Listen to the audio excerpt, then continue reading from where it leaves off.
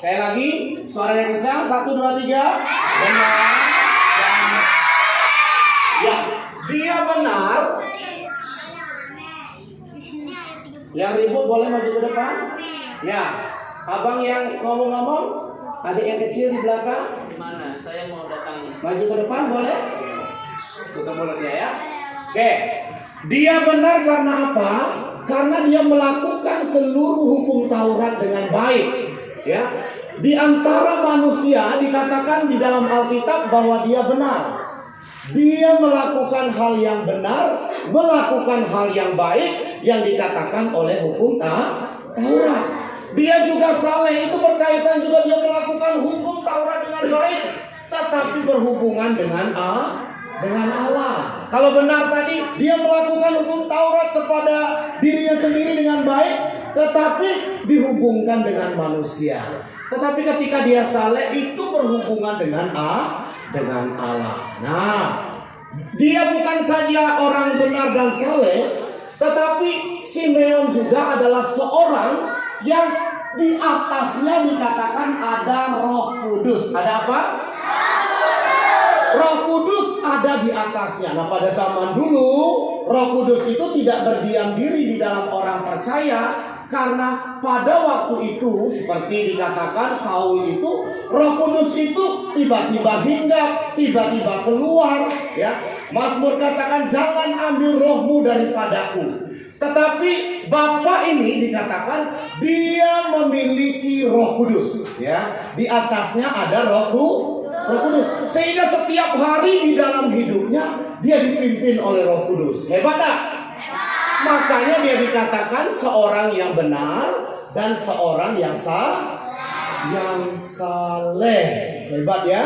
Seorang yang benar, seorang yang saleh. Nah, akhirnya dikatakan suatu ketika Roh Kudus yang ada di dalam Bapa itu membawa Pak Simeon ini ke Bait Allah. Siapa yang membawa Bapak Simeon ke Bait Allah? Pintar, nanti kalau Om Sari tanya begitu semuanya jawab baik ya. Siapa yang membawa Bapak Simeon ke Bait Allah? Betul. Alkitab mencatat di dalam Alkitab bahwa Roh Kudus itu membawa Bapak Simeon untuk datang ke Bait Allah. Dan hari itu ada maksud Tuhan yang terjadi di dalam kehidupan Bapak Simeon. Memang di dalam hidup Bapak Simeon itu Roh Kudus pernah berkata begini, Pak Simeon, Pak Simeon, kamu itu tidak akan mati sebelum kamu melihat Mesias yang dijanjikan oleh Allah. Apa kata Roh Kudus? Kamu tidak akan sebelum sebelum kamu melihat Mesias yang dari Allah. Nah, pada waktu itu tiba-tiba Bapak Yusuf dan Ibu Maria mereka membawa Tuhan Yesus yang baru berumur 8 hari, ya, baru masih bayi, tetapi sudah dibawa ke Bait Allah untuk melakukan hukum Taurat di dalam Bait Allah. Dan pada waktu itu kalau orang datang ke Bait Allah untuk mempersembahkan anaknya ke Bait Allah, maka dia harus membawa persembahan kepada Tuhan. Nah, Bapak Yusuf bawa apa ya? Pak Yusuf dan Ibu Maria ini bukan orang yang kaya. Mereka orang yang sederhana yang dipelihara oleh Tuhan tiap-tiap hari. Maka mereka memilih persembahan ini. Dikatakan 2 ekor burung merpati. Ya, apa yang dikatakan? 2 ekor burung dibawa ke Bait Allah untuk dipersembahkan kepada Tuhan. Berikutnya, dan mereka akhirnya membeli burung itu dengan baik. Wah, senang mereka. Mereka bisa melakukan apa yang dikatakan hukum Taurat. Ketika mereka baru masuk di dalam gedung gereja atau di dalam Bait Allah itu, Pak Simeon langsung lihat, wah, itu dia kayaknya Mesias, ya, itu dia Mesias yang dijanjikan oleh Allah. Langsung Bapak Simeon itu dia bersuka cita sekali. Dia melihat bayi itu yang dibawa oleh Maria dan Yusuf. Wah, senang nggak kira-kira? Kenapa Bapak Simeon senang? Karena dia sudah menanti lama sekali janji Tuhan bahwa Tuhan akan memberikan atau memperlihatkan seorang bayi Mesias itu kepada Simeon sebelum dia meninggal. Waduh, akhirnya Bapak Simeon, dia bersukacita. Alkitab mengatakan dia memuji Tuhan, dia bersukacita. Karena apa? Karena dia bisa menyaksikan Mesias yang dijanjikan. Langsung kata Bapak Simeon bilang begini, ya. Bapak Simeon bilang gini, Tuhan, sekarang bolehlah saya meninggal, karena saya sudah melihat siapa? Mesias. Apa katanya? Bolehlah sekarang panggil aku Tuhan. Bolehlah kalau saya mati, karena sekarang saya sudah melihat Mesias. Sebab keselamatan itu saat ini sudah dilihat langsung oleh Bapak Simeon, ya. Alkitab katakan begini nih, Bapak Simeon bilang begini, ya. Sebab mataku telah melihat keselamatan yang padamu. Dia nggak dengar lagi Mesias itu dari kata orang, tetapi dia mendengar Mesias itu dengan mata sendiri, ya. Dia melihat, dia mendengar, dan dia bersukacita karena Allah. Dan dia katakan bahwa Yesus yang lahir ke dalam dunia adalah juru selamat kita semua. Tema firman Tuhan bilang apa? Yesus juru selamat. Oke, sekarang kenapa kita harus diselamatkan? Om Sari tanya. Kenapa kita harus diselamatkan, Kak? Betul, karena manusia telah jatuh ke dalam dosa. Karena manusia sudah apa? Oke, siapa yang masih ingat pengertian dosa itu apa? Coba, oke kamu kakak. Oke, Om Sani juga mau dengar dari kamu. Dosa itu apa? Malas, ya dosa. Contoh dosa, Bang? Orang-orang yang melakukan perbuatan kotor dan jahat. Bagus, kamu Bang? Orang-orang bebal. Orang-orang bebal, pintar banget. Oke, boleh Om Sardin tampilkan dosa itu apa? Yuk, berikutnya. Ya, berikutnya. Ya, sama-sama dulu bilang, sama-sama. Ya, Om Sardin simpulkan dalam satu kalimat ini. Sama-sama dengan suara yang kencang, mama-mamanya juga suaranya kencang. 1, 2, 3.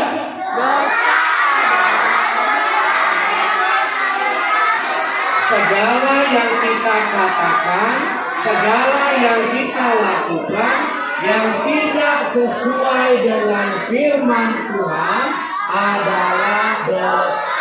Sekali lagi, suara kencang anak-anak. 1, 2, 3. Dosa adalah segala yang kita pikirkan, segala yang kita katakan, segala yang kita lakukan yang tidak sesuai dengan firman Tuhan adalah dosa. Oke, Tante Agnes, pegang dulu. Om Sardin punya gerakannya, semua ikutin ya. Coba, kepalkan tangan kanannya.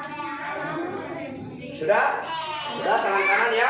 Ikuti Om Sardin. Dosa adalah. Belum, semuanya. Dosa adalah. Segala yang kita pikirkan.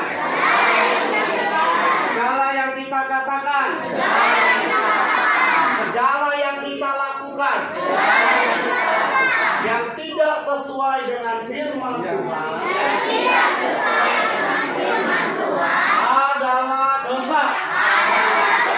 Sama-sama. 1, 2, 3. Dosa adalah segala yang kita pikirkan, segala yang kita katakan, segala yang kita lakukan yang tidak sesuai dengan firman Tuhan adalah dosa. Tutup dulu. Sama-sama ya, coba kita mau bilang. 1, 2, 3. Dosa adalah segala yang kita pikirkan, segala yang kita katakan,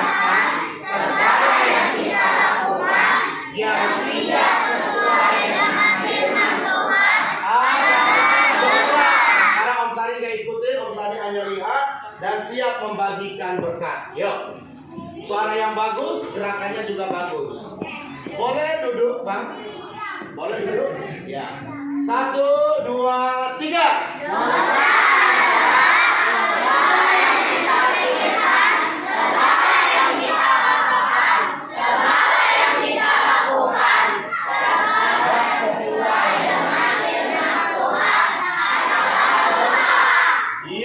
Siapa yang bisa sebutkan contoh dosa? Contoh dosa. Kamu, Bang. Hah? Malas, betul. Contoh dosa. Kamu nggak? Berkata kotor, lebih spesifik lagi. Oke. Spesifik itu apa? Lebih jelas. Kamu, Bang. Berbuat jahatnya apa, Bang? Oke. Kakak Elsa, satu contoh buat dosa. Hah? Korupsi tinggi banget, Kak. Tinggi banget, Kak. Oke. Apa, Bang? Belakang. Hah? Apa? Kamu, Bang? Betul, melawan orang tua, mencuri, berbohong, bullying. Apa, Bang? Mau atau mau berdosa? Mau apa? Contoh dosa. Oke, contoh dosa apa? Hah? Marah-marah. Malas dan marah. Iya, duduk. Bagus. Jawabannya tuh. Yang baju ini jauh yuk. Berantem. Ya. Oke, cukup. Siapa di sini yang pernah berdosa? Oke, turun tangannya, turun. Siapa di sini yang tidak pernah berdosa? Tulis tangan. Bagus. Benar, Bang, tidak pernah berdosa, Bang. Benar, Bang. Iya. Iya, tidak marah-marah. Duduk, saya. Iya, duduk. Iya. Oke, stop semua ya. Diam. Ya. Ya, kita sudah sebutkan contoh-contoh dosa begitu banyak. Kira-kira dosa kita ini bisa dihapuskan oleh apa? Om Sani tanya, kira-kira kalau kalian kasih makanan ke orang lain bisa hapus dosa enggak? Kalau kalian misalnya membantu teman yang kesusahan, menghapus dosa enggak? Tidak. Dosa hanya dihapus oleh darah Tuhan Yesus. Darah Tuhan Yesus satu-satunya yang bisa menghapuskan segala dosa kita. Tidak ada perbuatan baik yang bisa menghapuskan segala dosa. Oh, begini dihapus baik. Itu hapus bedak boleh. Kalau hapus dosa tidak bisa. Ya, perbuatan baik tidak bisa menghapus segala dosa. Jadi yang menghapus segala dosa apa? Darah Yesus. Karena darah Yesus adalah darah yang kudus, darah yang suci. Boleh nggak duduk dulu, Pak? Gak bisa. Gak bisa, gak bisa. Salah itu. Salah. Yang menghapus dosamu adalah darah Tuhan Yesus. Maka siapa yang mau dihapus dosanya, dia harus memiliki Tuhan Yesus di dalam hatinya. Yang mau dihapuskan dosanya siapa? Iya. Yang mau dihapuskan dosanya kita semua. Maka kalau kita mau dihapuskan dosanya, kita harus memiliki siapa? Tuhan Yesus. Memiliki siapa, kencang? Tuhan Yesus harus ada di dalam hati kita. Ya. Dia di dalam hati kita. Maka kalau kita mau mendapatkan keselamatan, kita harus mengundang Tuhan Yesus masuk di dalam hati kita. Mengundang siapa? Tuhan Yesus di dalam hati kita. Siapa sekarang yang mau punya Tuhan Yesus dalam hatinya? Diam dulu ya. Siapa yang mau punya Tuhan Yesus? Siapa yang mau didoakan Om Sardin supaya Tuhan Yesus ada di dalam hatinya?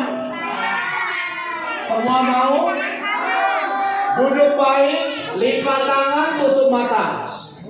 Lipat tangan, tutup mata. Yang mau punya Tuhan Yesus dalam hidupnya harus lipat tangan, Bang. Tutup matanya yang mau punya Tuhan Yesus. Ikuti Om Sardin berdoa baik.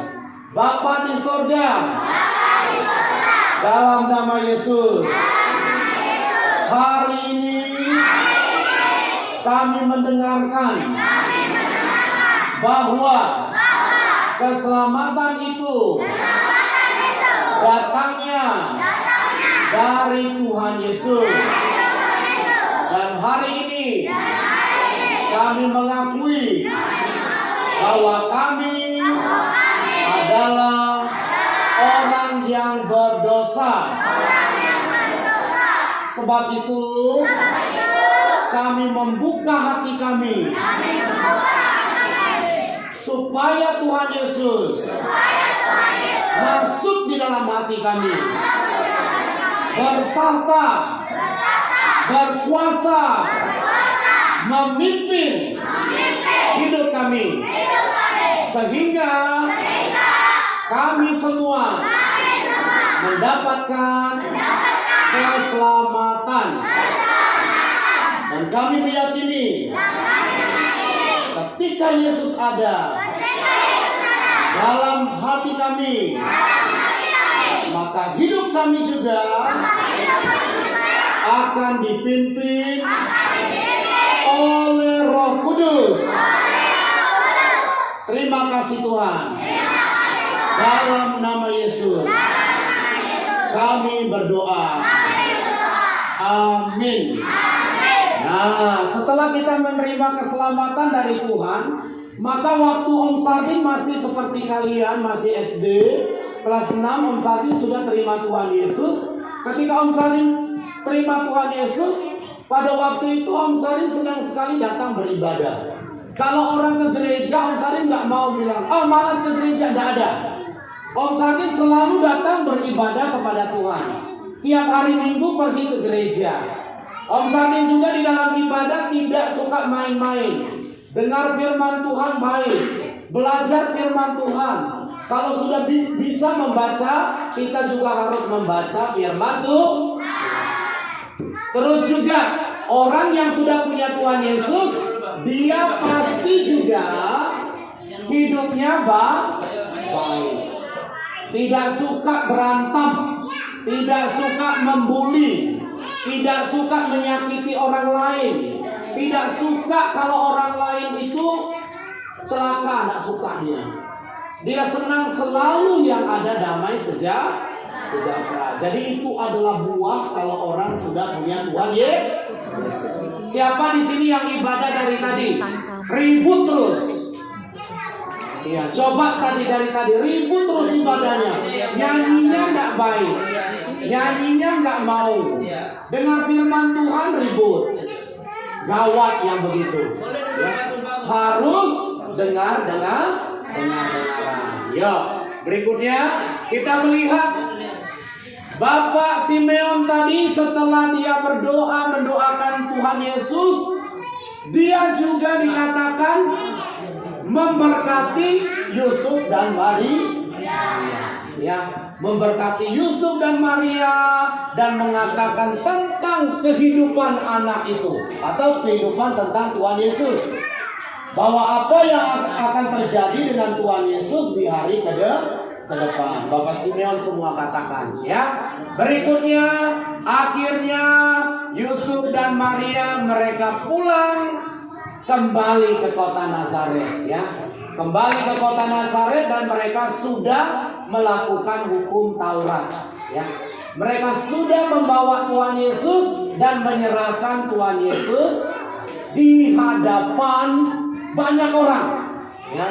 Dan juga Tuhan Yesus makin hari dikatakan makin bertumbuh besar, hikmatnya luar biasa, makin dikasihi semua orang.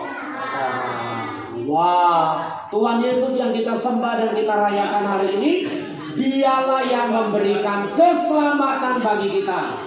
Ikuti Om Sardin. Tidak ada satu jalan pun Tidak ada satu jalan pun yang bisa kepada Bapa yang bisa kepada Bapa selain dari Tuhan Yesus. selain dari Tuhan Yesus. Jadi sekali Yesus tetap Yesus. Ya, tidak boleh digantikan dengan yang lain. Nah, Yesus juru selamatku. Sekali lagi sama-sama. Yesus juru selamatku. Amin. Amin. Sekarang Om Sadi sebelum kita berdoa, kita sama-sama membaca teks firman Tuhan di depan. 1 Lukas ya. 1, 2, 3. Sebab mataku telah melihat keselamatan yang daripadamu. Ini adalah kata dari Bapak Simeon. Bahwa keselamatan dia sudah lihat ya. Dia melihat, matanya telah melihat keselamatan yang daripada padamu. Hebat ya menyaksikan keselamatan yang daripada Tuhan. Oke, sekarang sebelum Om Sarin berdoa, Om Sari mau lihat tadi siapa yang dengar firman Tuhan dengan baik ya. Nggak, jangan tunjuk. Itu kamu yang pilih dirimu sendiri. Om Sari nggak mau. Om Sari pilih diri Om Sari sendiri. Ya, pilih diri Om Sari sendiri karena Om Sari menyampaikan, Om Sari dengan baik, Om Sari yang dapat hadiah. Ya, enggak ya. Tapi Om Sari udah lihat dari tadi siapa yang dengar baik. Oke ya, Om Sari mau jalan serta Yesus dulu. Jalan sertanya setiap hari. Siapa? 2 orang yang bagus dari tadi. Iya. Ya. Ini gak usah deh ya. Jangan dilihat ini. Oh, cari-cari kecil dulu ya. Cari itu kecil-kecil. 1. Om Sari dengan baik.